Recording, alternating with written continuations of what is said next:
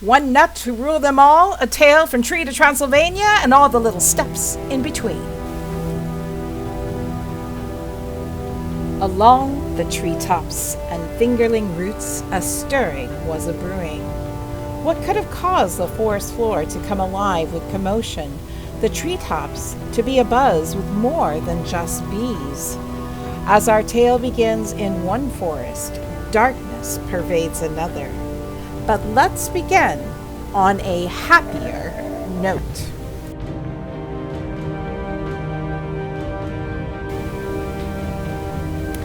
Chapter 1. Exit, Stage Left. In a small underleaf pile lives a little hobmouse, not so small and not so big. A hobmouse who had gone where no hobmouse had gone before, and who was just settling down for his 100th birthday, and of course his retirement, as a good old hobmouse should. A very tall gray fox, aged and lean, walked down a very sandy path towards the little house under the hill, and sang a jaunty little gray fox song.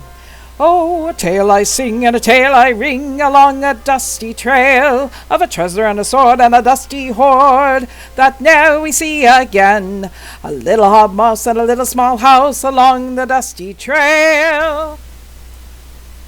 And just ahead and under the hill, a little hobmouse sat. We will not be inviting you, or you. Fairly sticky business with the bushels of berries last fall. Or you. It's all planned, thought a very old hobmouse, sitting under a hill and looking over his leaf work. It was all scribed indelibly, every line, every adventure, and atop it the final guest list for his great exit. The thing about a shire and a place amongst a dusty trail, on a bit of lane near the end of a forest, is that word gets around. Blame it on the season, blame it on the reason, but most definitely blame it on the birds. The thing about birds are they talk, they balk, they ring-a-sing-sing through the treetops, over the rooftops, and back again. They are only quiet when they are eating. Well, mostly when they are eating and sleeping or watching. So, of course, the whole shire knew. And the event grew and grew and grew. Happy birthday! Happy retirement! And the party carried on, and much merriment was had, so what to do?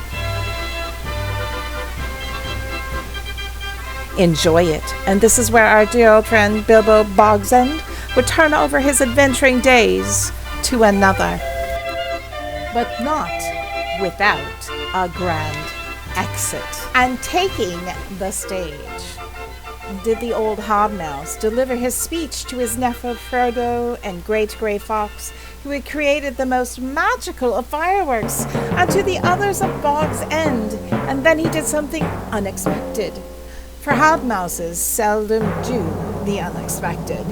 He thanked them, he heckled them, and then, taking a great bow, he pulled something gold from his pocket, and placing it quickly onto his finger, did he... Poof!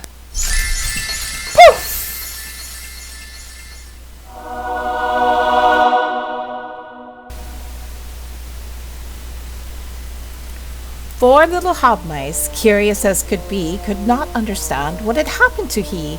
So Gandalf the Grey, sly and slapping his knee and whispering close, said, "Just wait, and we'll see." Later that night, as the fun windowed down, and the hobmice, rabbits, and squirrels settled round to scratch their heads and to talk about.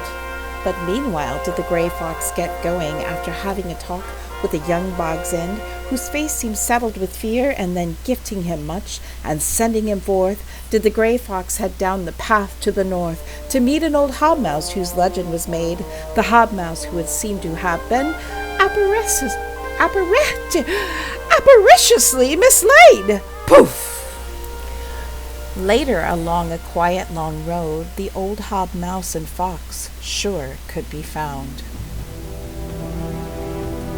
Away towards the sea, they truly were bound, but if you think this is it, that the journey is through, boy, do I have another tale to tell you.